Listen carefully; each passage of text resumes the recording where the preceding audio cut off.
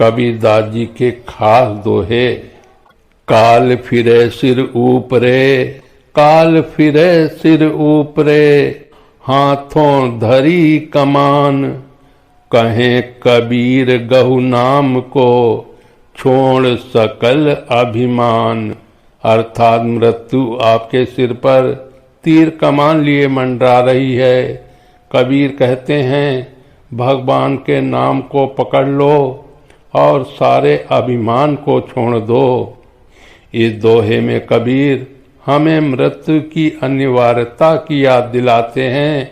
वे कहते हैं कि मृत्यु हमेशा हमारे सिर पर मंडरा रही है और इसे टालना असंभव है। ऐसे में हमें अहंकार को त्याग कर भगवान के नाम का सहारा लेना चाहिए, जिससे हमें शांति और मोक्ष प्राप्त हो सके। जाए झरोखे सोवता, फूलन सेज बिछाए, सो अब कहूँ दिखे नहीं, छिन में गयो बिलाए। अर्थात जो व्यक्ति झरोखे में फूलों की सेज पर सो रहा था, वो अब कहीं नजर नहीं आता, वो पल भर में गायब हो गया। इस दोहे में कबीर जीवन की क्षण भंगुरता की बात करते हैं। वे कहते हैं कि जो व्यक्ति जीवन में सुख भोग में लीन था, वो अचानक गायब हो गया, यानी मृत्यु ने उसे अपने पास बुला लिया।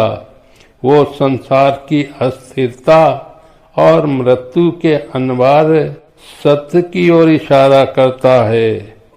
काल काल सब कोई कहे, काल न चीन्हे कोय, जेती मन की कल्पना, काल कहावै सोए। अर्थात हर कोई काल मृत्यु की बात करता है, लेकिन कोई उसे समझाता नहीं है। मन की जितनी भी कल्पनाएं हैं, उन्हें ही काल कहा जाता है। इस दोहे में कबीर काल मृत्यु की वास्तविकता का वर्णन करते हैं। वे कहते हैं कि हर कोई काल की चर्चा करता है, लेकिन वास्तव में उसे समझाने वाला कोई नहीं है। वे यह भी बताते हैं कि मन की कल्पनाएं और इच्छाएं ही काल का स्वरूप है, जो हमें भ्रम में डालती है। चाकी चली गोपाल की, सब जग पी साझार, रूड़ा शब्द कबीर का, डारा पाट उघार। अर्थात गोपाल की चक्की पूरे जगत को पीसकर कचरा और अनाज को अलग करती है। कबीर के शब्द उस चक्की की जबड़ों को खोलने का काम करते हैं। जो उगए सो आथवे, जो उगए सो आथवे, फूले सो कुमिलाए, जो चूने सो ढही पड़, आमे सो मरी जाए।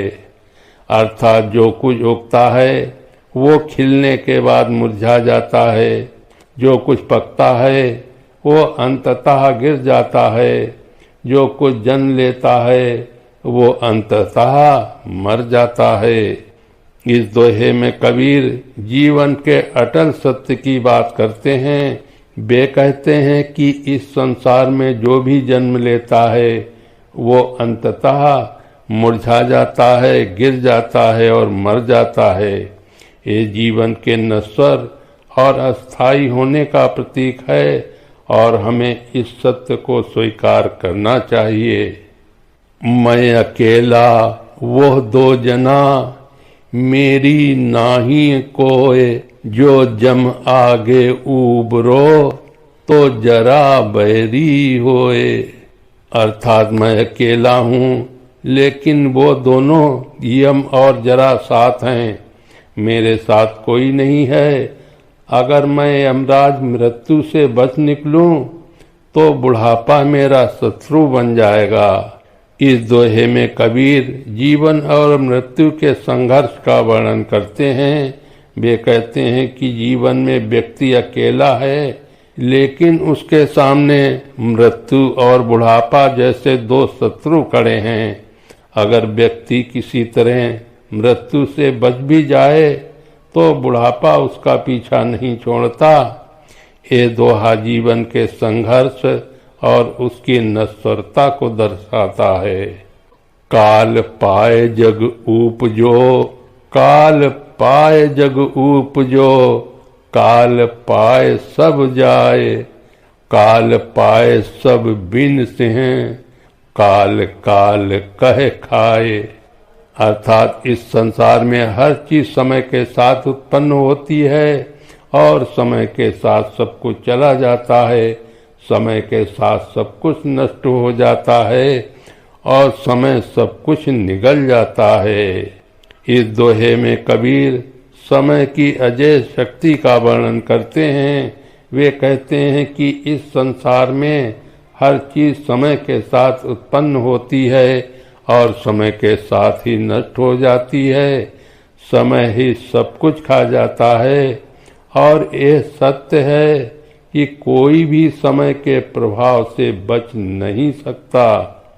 पात झरनता देखी के हंसती कूपलियां, हम चाले तुम चालियो, धारी बापलियां। अर्थात पत्तों को गिरते देखकर कोपलें हंस रही हैं, हम चले जा रहे हैं और तुम्हें भी जाना होगा प्यारी कोपलें। इस दोहे में कबीर जीवन के चक्र का वर्णन करते हैं।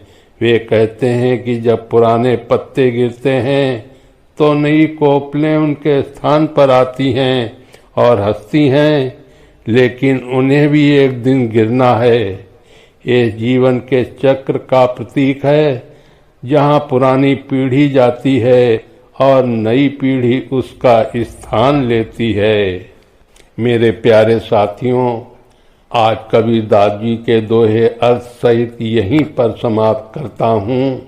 इससे आगे कबीरदास जी के दोहे सुनने के लिए हमारी वीडियो कबीरदास जी के दोहे अर्थ सहित भाग 19 में सुने।